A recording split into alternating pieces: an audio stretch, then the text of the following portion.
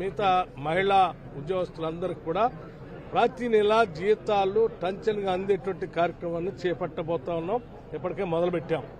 అట్లాగే రాష్ట్రంలో ఆనాడు కాంగ్రెస్ ప్రభుత్వం మొదలుపెట్టినటువంటి డ్వాక్రా మహిళా సంఘాలకి వడ్డీ లేనటువంటి రుణాలు ఇచ్చేవాళ్లు.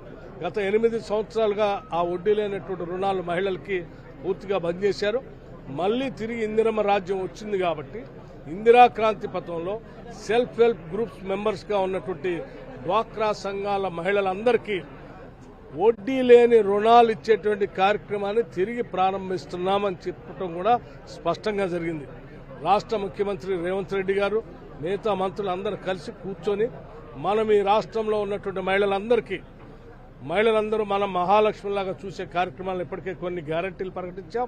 ఆ గ్యారంటీలతో అందుకే రాష్ట్రంలో ఉన్నటువంటి సెల్ఫ్ హెల్ప్ గ్రూప్ మెంబర్స్ అందరికీ ఇదే భద్రాచలం శ్రీ సీతారామచంద్ర స్వామి దేవస్థానం నుంచి ఒక మంచి శుభవార్త చెప్పాలనేటువంటి ఆలోచనతో వడ్డీ లేని రుణాల్ని తిరిగి మహిళా సంఘాలకు మొత్తానికి ప్రారంభం చేయబోతా ఉన్నాం.